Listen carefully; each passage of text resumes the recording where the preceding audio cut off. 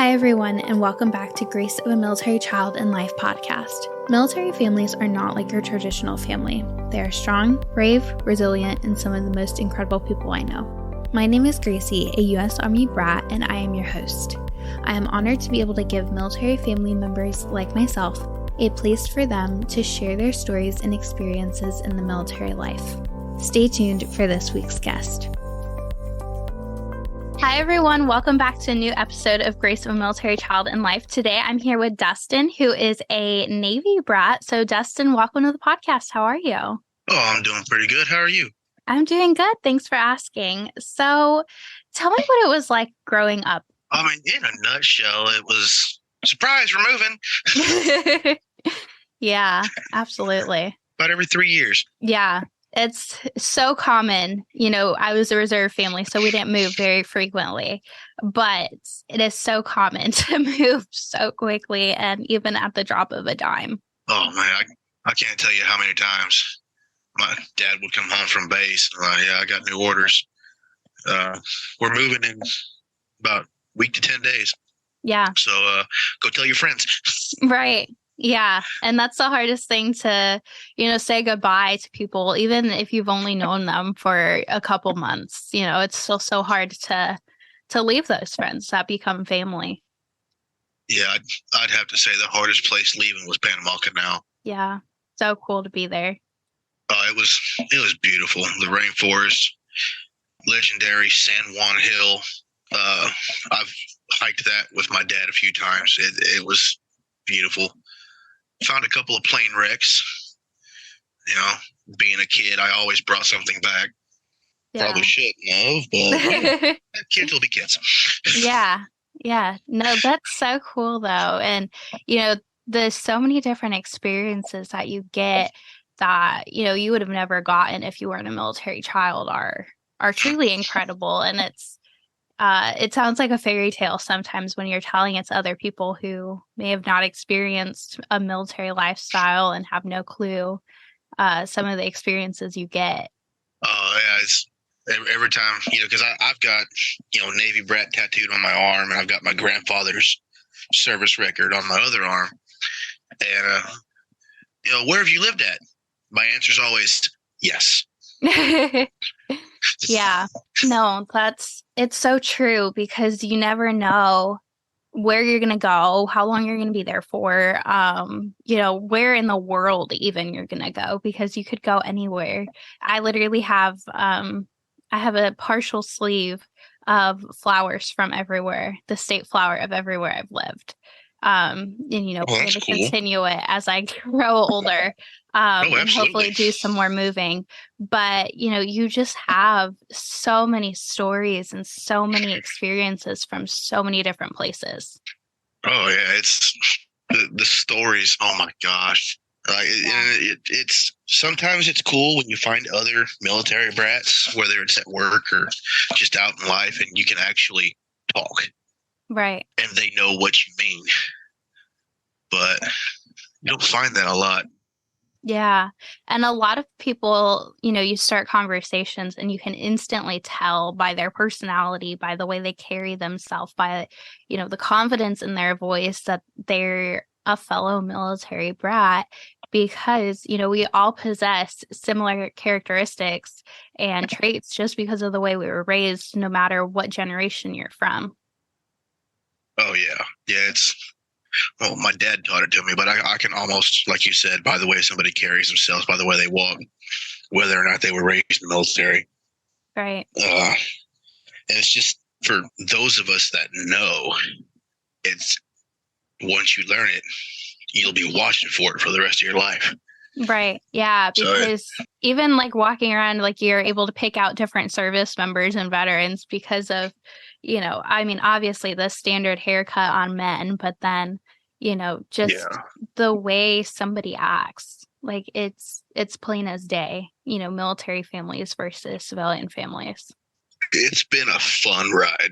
Yeah. And, my dad got out in 2002 after 20 years, but according to him, had they not told him his next duty station was California to be a SWIC instructor, he'd probably still be in, and we'd Wow. probably still be moving. Yeah, because you never stop moving, even, the longer you stay in, the more you move. That's the way it goes. Yeah, my dad's East Coast, West Coast, Midwest. When my grandfather was in the Navy, and then he joined in '82 and went on this whole Mediterranean tour. Wow. And I'll find pictures on Facebook because the ship that he was on has a Facebook group. Oh, that's really And cool. I'll find random pictures. My dad will comment something, and it's like, "Oh yeah, this, and this, or that event was, this happened, and that was pretty cool." And then somebody will come up with a picture, like, "Oh, you mean this?" Saved it. Yeah. No, that's really cool, especially to say, that was your dad and, all of these, it's a prideful thing to be able to say. And, that you have a family member who's done all of these incredible things and, kind of huge, Yeah. Yeah, my adopted sister, she's currently in the Army. Mm. She wanted to blow stuff up, so she's a combat engineer. Wow. That's So incredible. That's really incredible. But yeah, it's not exactly keeping the Navy line going, as my dad says, but it's somebody in the family is in the military. I couldn't serve because asthma and my eyesight was too bad. So it bummed me out a little bit, but Yeah. to know that the places that my dad's been, the stories he's told me, the stories my grandfather's told me, and to just know that if it hadn't been for what they did, I would never have experienced such an awesome childhood. Absolutely. What are some of your favorite highlights from your childhood? Oh, I would have to definitely hiking San Juan Hill in Panama is one of my favorites. I believe that was actually on base when he was stationed at Rodman Naval Base. And I think we hiked it 5 or 6 times. And then my class actually had a field trip to hike San Juan Hill. That's super cool. So, and they had my dad, a couple of his platoon mates, and we all just went up hiking, found the play wreck that I already took 5 or 6 pieces off of. And everybody was all looking for the altimeter and this and all that whatnot. And I was like, oh, that and that are back in my house. It's pieces of your childhood that you get to keep now. Yes. Yeah, I think my dad has them now, just as keepsakes. That's awesome. That's so cool that you get to experience that not only, with your dad, but then also as a field trip. Oh yeah, it really opened my eyes to what a Navy or military child can experience based on either where they are or, where they're going to. Yeah. Because, I learned in Panama, life's an adventure. Right. And the adventure is only as fun as you make it. That's so true, especially for the life of a military child or a military family member or even a service member.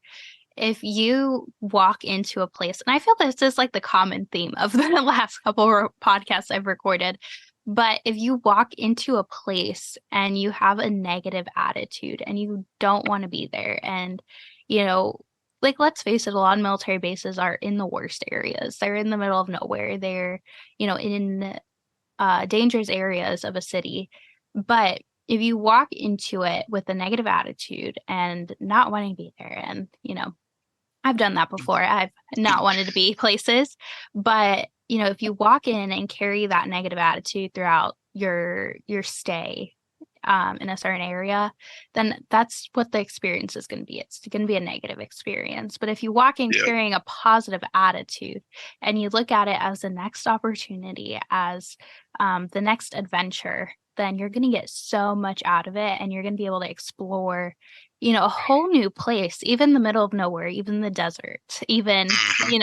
snowlands in Alaska. Like you're going to be able to explore so many incredible places that you would not have been able to experience without this lifestyle. And you really just have to open your eyes to the opportunity and the adventure that it can bring.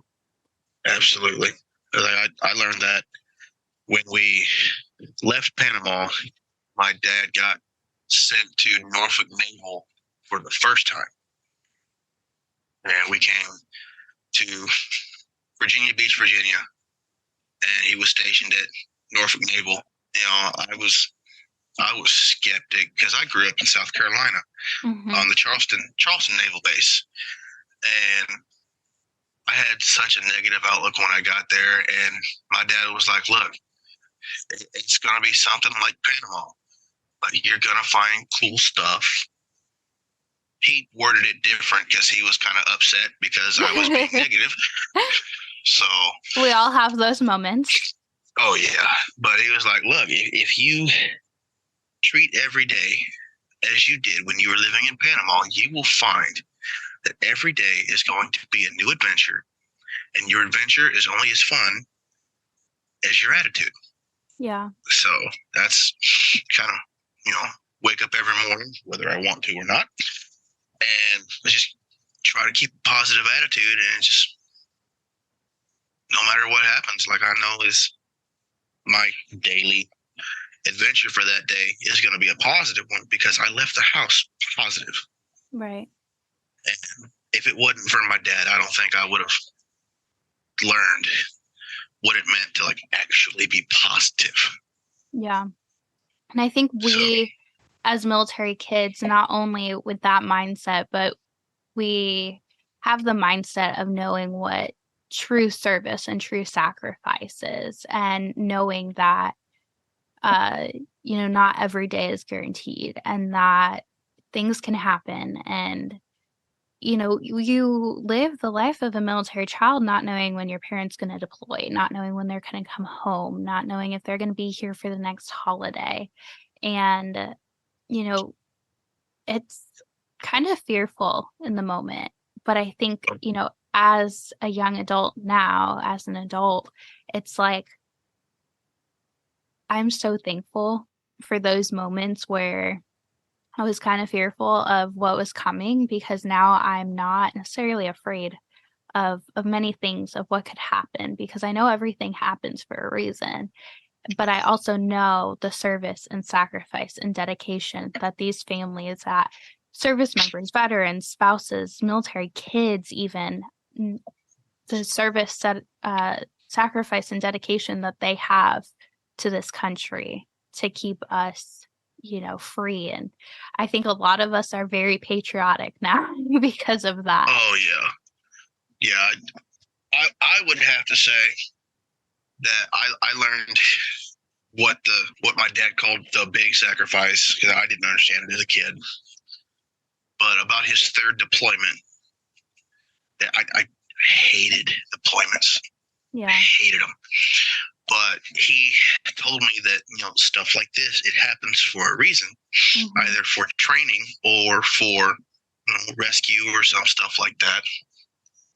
But Yeah. it's just something that you have to come to accept and learn that not every day is a guaranteed day. You could go to sleep tonight and not wake up tomorrow. So, Yeah. you know, my dad always told me that when you go to sleep at night, try to go to sleep positive. Yeah. It's so important, even in, you know, those situations that you might struggle through. Deployments are hard for everyone. I've never heard someone who says that they enjoy a deployment and going through those, challenges that it brings. But, again, knowing everything happens for a reason, knowing that, um, your parent, your service member is out there fighting for the greater good. And, my dad was unfortunately injured in Afghanistan. And, you know, just hearing him and all of the men and women he recovered with, even, young people like 18, 19, 20, 21, you know, my age saying we would go back and do it all over again, even knowing the outcome of injuries, of, lives of friends and close, military family members, the lives of them lost and catastrophic injuries sustained. And everyone's like, we would do it all over again. And, if you, as a military child, if you realize that level of service and that level of dedication and sacrifice that your family, that your service member is willing to make, I think it's a huge difference and it makes a huge impact, and you're able to look at your life in a different way. And even not in the military, now as a young adult, it's like I still want to lead a life of service in some sort of way because of the Oh impact yeah. that the military life made on me. I, I told a guy yesterday, the guy that I work with, he was in the Army. He was 11 Bravo. Uh, Still haven't figured out what that is, but you know, but he was telling me that what he used to do, and when he deployed over there, it was like the hardest thing on his family. But when his father did it the first time, he didn't know how to take it, and when he deployed the second time, he understood what his father was fighting for, and he said something in him like woke up, and he got the urge to want to serve his country. Yeah. And I was like, I kind of got the same thing when my dad deployed. I was like, I want to keep the family line going. Like I said before, unfortunately, I couldn't because of my eyesight and my asthma. But to know that I have what I have today because of the men and women who paid the ultimate sacrifice. I mean, yeah, it does send a shudder down your spine. Yeah. But it also sometimes it makes me feel good. I have what I have because somebody who I don't know said, you know what, your freedom, I'm willing to fight for. Yeah.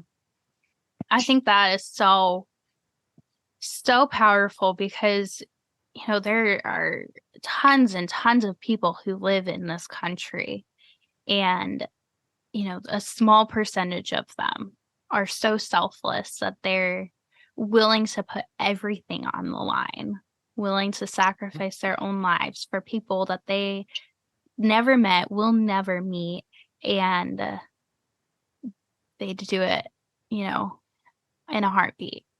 And they do it all over again. Exactly, no matter the outcome. And it's so powerful. And I think a lot of military kids, they see their parents, they see the service and sacrifice and everything that goes in the lifestyle, and they're more drawn to the lifestyle then because they're like, well, one, because that's all they know, and it's hard to go back. I mean, for kids who move every 2 to 3 years throughout their entire life, you know, I some people are done with it and they want to plant roots and stay somewhere, and some people are like, no, I'm gonna keep moving. I'm gonna keep seeing this world. Mm-hmm. But that's all that they know, and they see their parent and they see, everything that their parents doing and the amazing things, and like you said, continuing on and building that that lifestyle as an adult for yourself. Yeah, I don't know where I would have ended up if it hadn't been for the leadership and the guidance from my dad because of everything he's done. My dad tells me all the time, he goes, yeah, I did this, I did that. And at 63, he still says, if I had to go back over, sign me up. Right. I'll do it in a heartbeat. But he tells me all the time that, I know a thing or two because I've seen a thing or two. Yeah. And I'm like, Dad, this is not a farmer's insurance commercial. Yeah, But it's incredible. The things that, I love sitting down and talking to veterans and, the stories and even service members today, it's incredible just listening to the wisdom that they have. And, even growing up, the guys in my dad's unit, they were like aunts, uncles, and, parents to me because they care so much. And it's really powerful to see that even to this day of how much that they keep in touch with, my family as a whole. yeah, it's one. I've talked to quite a few older veterans, and they have, like you said, some of the awesomest stories. Yeah. They not to mention the wisdom, the knowledge. Yeah. I think I was 16 years old. This older gentleman, he fought in Korea. He said, "Don't ever worry yourself about surrounding yourself with friends who are older than you. God gave you 2 eyes or 2 ears and a mouth for a reason, so shut up and listen. Yeah. Us old folks will teach you a thing or two." Right. He's like, not to mention we have the best stories. Yeah. No. And that's like the best piece of advice. I actually was watching on Instagram. Nick Saban was just saying that to the Alabama team. It was probably old, but still, I love that. Like, you have 2 ears and 1 mouth because you're supposed to listen twice as much as you speak. And, so many people can give you so much wisdom throughout, your life and this journey, and only if you're willing to listen to it. Oh, yeah. You have to be willing to accept the wisdom and knowledge. Otherwise, it's in one ear and out the other. Right. Absolutely. And, I'm not sure if a lot of people understand that, but I'm glad that I learned that at an early age. Yeah, absolutely. And the last thing I want to ask you is, what piece of advice would you give to another military child? You may not know what tomorrow holds. That's what makes tomorrow's adventure all the more exciting. Yeah, I love that. Absolutely. And, just keep putting one foot in front of the other and going, and, having that positive mindset and attitude, like we said earlier, is so, so vital to this lifestyle. Absolutely. Yes. Well, thank you, Dustin, so much for being on the podcast and sharing what it was like growing up as a military child and how it's impacted you. Thank you for having me. Absolutely. Thank you for listening to Grace of a Military Child and Life podcast. If you enjoyed this episode, be sure to give it a like, follow, and comment. Also, be sure to check out Instagram and Facebook at Grace of a Military Child and Life for more awesome content. For information on the podcast, Military Child Bigs and Littles, Go AMCL blog, or other resources, visit www.goamcl.org. You can also email me at Gracie, that's GRACIE @GOAMCL.org, with any questions or comments. To be a guest on the podcast, you can schedule it at www.goamcl.org/schedule a podcast, all one word, or contact me via social media or email. Stay tuned for the next episode where another incredible story is shared.